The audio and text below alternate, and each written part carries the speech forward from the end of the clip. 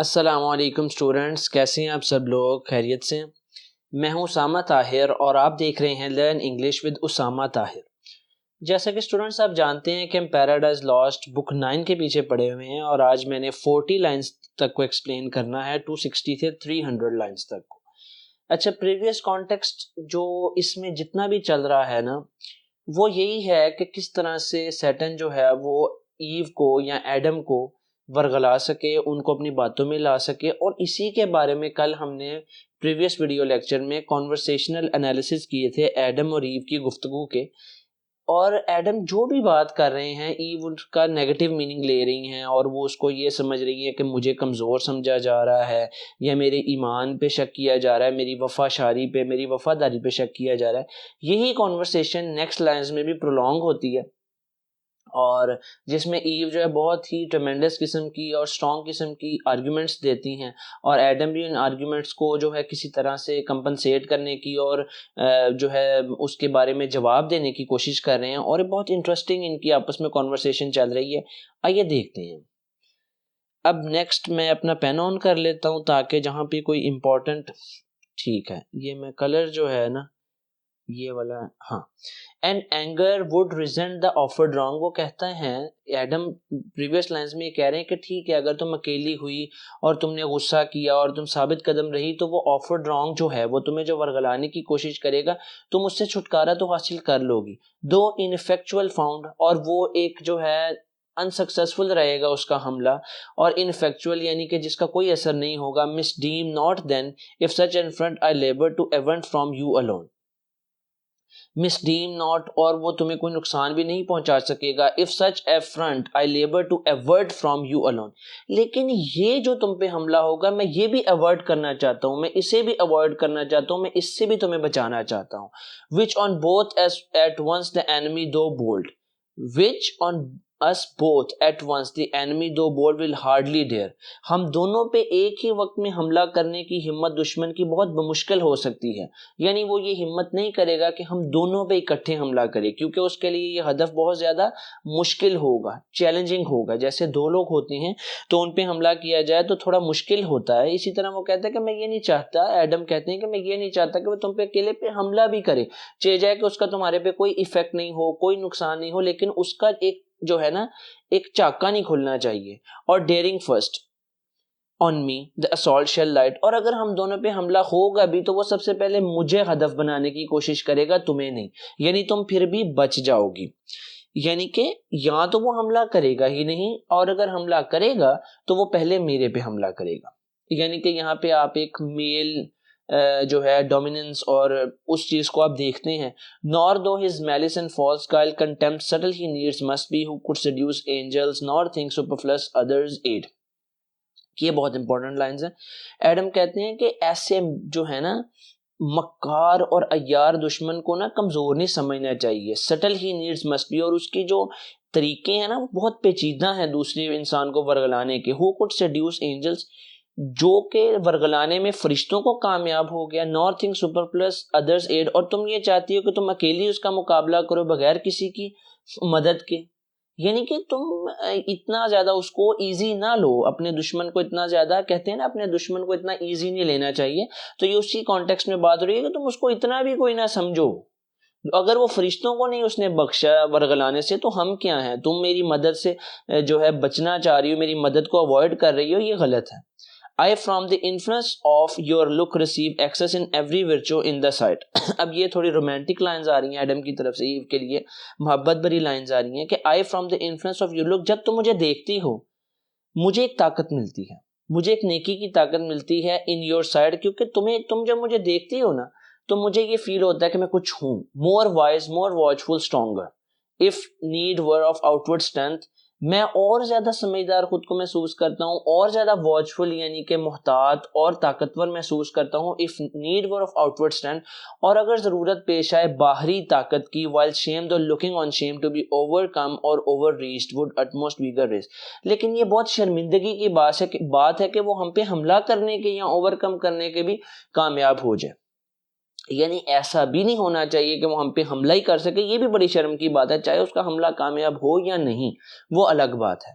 Would utmost vigour raise, और तुम्हारे करीब होने से, तुम्हारी मौजूदगी से मुझे एक जो है ना हेल्थ का एहसास होता है, मुझे जिस्मानी कुव्वत का एहसास होता है। विगर का मतलब है जिस्मानी कुव्वत। एंड रेस्ड यूनाइट, और मेरी तमाम सलाहियतें जो हैं वो एक साथ यूनाइटेड हो जाती हैं। वाई शुडंट नो दो like sense with in you feel, और तुम मेरी मौजूदगी में ये सब चीजें क्यों नहीं फील करती भाई, तुम्हें क्या है? यानी कि मैं तो तुम्हारी मौजूदगी में खुद को बड़ा ताकतवर और खुद को बहुत स्पिरिचुअल और खुद को बहुत ज्यादा कामयाब महसूस करता हूँ, और मैं समझता हूँ कि मेरी सलाहियतें एक साथ इकट्ठा हो गई हैं और दुश्मन मुझे कुछ नहीं कह सकता। तुम ये सब फील क्यों नहीं करते? ये एक गिला भी है, एक क्वेश्चन भी है, एक शॉकिंग चीज भी है कि मैं ये तुम्हारे लिए सब फील करता हूं, तो तुम मुझे एज अ पार्टनर इस तरह से क्यों नहीं देखती? When I'm present and your trial chose with me best witness of virtue tried. When I'm present, जब मैं मौजूद हूं और तुम्हारा ट्रायल हो, with me best witness of your virtue trade, और उसमें तुम कामयाब हो जाओ और इसका मैं गवाह बनूं, इससे बड़ी खुशी की क्या बात है? यानी शैतान जब तुम पे हमला करे और मैं तुम्हें साबित कदम देखूं, तो इससे ज्यादा तुम्हारे लिए खुशी की क्या बात है कि मैं उसका गवाह बनूं और खुदा को बताऊं कि हाँ ये साबित कदम रही थी। यानी तुम अकेले क्यों सब कुछ करना चाहती हो? तुम अगर फख्र महसूस करना चाहती हो तो तुम मेरी मौजूदगी में वो करके मुझे दिखाना और साबित कदम रह के मुझे दिखाना। व्हेन आई एम प्रेजेंट, जब मैं मौजूद हूं, and they trial, your trial chose with me, और तुम्हारी जो है आजमाइश का वक्त आए मेरे साथ, best witness of your विर्चू trial, और तुम्हारी साबित कदमी का मैं सबसे बड़ा गवाह बनूंगा। So speak domestic Adam in his care. तो डोमेस्टिक एडम एक फिक्र में अपनी बोलते हैं, डोमेस्टिक एडम से मुराद है वो एडम जिसे अपने कुंबे की फिक्र है, अपनी बीवी की फिक्र है, एंड मैट्रिमोनियल लव, और एक इज़्दवाजी मोहब्बत में वो ये बात कर रहे हैं। But Eve who thought less attributed to her faith sincere, लेकिन ईव की वही सुई अटकी हुई है कि मुझे लेस फेथफुल समझा जा रहा है, मुझे ईमान की कमजोर औरत समझा जा रहा है, और वो उसी कॉन्टेक्स्ट में जो है ना आगे जवाब देती हैं, लेकिन मिठास भरा जवाब है। लेकिन उनकी बैक एंड पे स्कीमा बिल्डिंग यही हो चुकी है, कॉन्सेप्चुअली वो यही समझ रही हैं वो, और उनकी बात में हमें प्रैग्मेटिक क्लूज मिलते हैं कि वो किस तरह से ये इदराक करवाना चाह रही कि मुझे तुम लोग कमतर समझ रहे हो, ये मेरे ईमान को कमजोर समझ रहे हो, टटोल रहे हो। दस हज reply with accent sweet renewed, फिर उनका जवाब आता है बहुत ही मीठी आवाज में, if this be our condition, अगर यही हमारी हालत है, thus to dwell in narrow circuit restrained by a foe, और हमें पड़े रहना है उन्हीं महदूद रास्तों पर कि जहां से शैतान या हमारा दुश्मन हम पे हमला ना कर दे, यानी हमें इतना मोहतात ही रहना है, सटल और वायलेंट, और वो पेचीदा है और बहुत ज्यादा वायलेंस करने वाला है, नुकसान पहुंचा देने वाला है। We not endured single with like defence, और हम अकेले उसका मुकाबला नहीं कर सकते। वेयर एवर मेट, कहीं पे भी वो हमें मिल जाए। How are we happy still in fear of harm, फिर ये किस चीज की खुशी है कि हमें हमेशा हार्म का, तकलीफ का, नुकसान का डर ही लाहक रहे।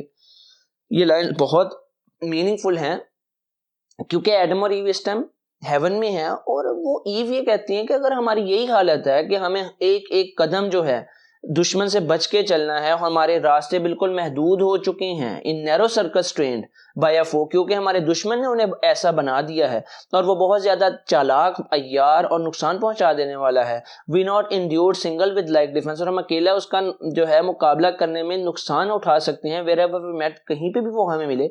हाउ आर वी हैप्पी, हम फिर किस तरह खुश हैं कि हमें तो हर वक्त हार्म का, नुकसान का ही डर है। यानी ये तो दुनियावी जिंदगी है ना जिसमें ये तकलीफें हैं, तो फिर जन्नत और दुनिया की जिंदगी में क्या फर्क हुआ? But harm precedes not sin, लेकिन हमें तो नुकसान तब तक नहीं पहुंच सकता जब तक हम कोई गुनाह ना कर लें। Only our food tempting affront us with his fall esteem of our integrity, और हमारा दुश्मन तो यही चाहता है, और वो ये गलत फहमी का शिकार है कि वो हमें, हमारी जो है इज्जत को खराब कर देगा, हमारी इतनी मुकद्दस शान में गुस्ताखी कर देगा। His foul esteem sticks no dishonour on our front but turns foul on himself, उसकी ये कोशिशें हमें तो तबाह बर्बाद और बेइज्जत नहीं करेंगी, डिसऑनर नहीं देंगी, फॉल ऑन हिमसेल्फ, बल्कि उसको जब ये जो है नाकामयाबी होगी अपने अमल में, अपनी चाल में, तो ये उसके लिए बेइज्जती का मुकाम होगा। Then wherefore shunned on feared by us, तो फिर हमें उससे डरना क्यों चाहिए, क्यों कर हम उससे डरें? Who rather double honor gain from his surmise proved false and find peace within favor from heaven, हमें तो दुगनी इज्जत मिलेगी जब हम उसकी जो है चालों को नाकाम बना देंगे, prove false and find peace, और हमें जन्नत में अमान मिलेगी, फेवर फ्रॉम हेवन, जन्नत में, और विटनेस फ्रॉम द इवेंट, और खुदा जो है इस चीज का गवाह बनेगा कि हमने जो है किस तरह से साबित कदमी का मुजाहरा किया है। And what is faith, love, virtue, aside, और वो कौन सा ईमान है, मोहब्बत है जिसका इम्तिहान नहीं होता। यानी कि आजमाइश तो हम पर आएगी, ये कोई बुरी चीज़ नहीं है, और हम इसमें कामयाब होंगे और खुदा इस चीज़ का गवाह होगा और हमें दुगनी इज्जत मिलेगी और हमारी इज्जत में इजाफा होगा, हमारे अमान में इजाफा होगा। Alone without exterior help sustain, और ये कौन सी मोहब्बत है, ये कौन सा ईमान है जो अकेले नहीं आजमाया गया बल्कि किसी और बंदे की जो है मदद से आजमाया गया। यानी हर बंदे की आजमाइश अलग अलग होती है। किसी भी बंदे को आजमाइश पे पूरा उतरने के लिए उसे दूसरे इंसान से मदद नहीं लेनी चाहिए। ईव हवा ये सोच रखती हैं कि वो इसका मुकाबला अकेले करके अपनी इज्जत में जो है इजाफा कर लेंगी। विदाउट एक्सटीरियर हेल्प, बैरूनी कोई ताकत का उसको फायदा नहीं दिया जाता। Let us not then suspect our happy state, इसलिए अब हमें अपनी ये खुशी की जो हालत है इस पर शक व शुबहात का इज़हार नहीं करना चाहिए। Left so imperfect by the maker wise, और ये इतनी ही नाकस होगी कि जिसने हमें बनाया है ऐसा नहीं है। As not secure to single or combined, के हमें इकट्ठे रहने पर जो है मजबूर कर दिया जाए कि वरना हमें नुकसान हो जाएगा। As not secure to single or combined, के हमें अकेले भी डर है और इकट्ठे भी डर है। फ्रेल इज आवर हैप्पीनेस, हमारी खुशी इतनी ही खोखली है, इतनी ही नाजुक है, इतनी ही जल्दी खत्म होने वाली है। इफ दिस बी सो, अब आगे ईव कहेंगे कि अगर यही है तो फिर ये कैसी जिंदगी है, ये कैसी जन्नत की जिंदगी है। बेसिकली उनकी सोच जो है वो खुद को प्रूव करना चाह रही हैं।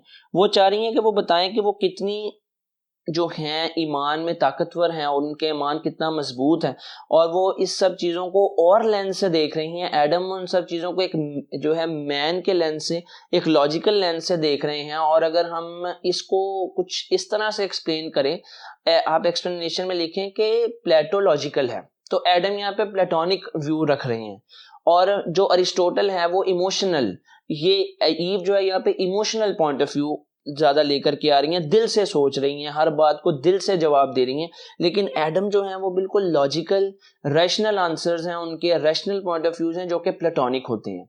तो आप लिटरेचर को जब मुख्तलिफ लेंस से एक्सप्लेन करना शुरू कर देंगे तो आपका क्वेश्चन बहुत अच्छे से एक्सप्लेन होगा कि एडम को आप प्लेटोनिक, ईव को आप अरिस्टोटोलियन, ठीक है, अरिस्टोटोलियन यानी कि अरिस्टोटल के पॉइंट ऑफ व्यू से जब एक्सप्लेन करेंगे तो आपको बहुत मजा आएगा, आपको मार्क्स तो लाजमी मिलेंगे।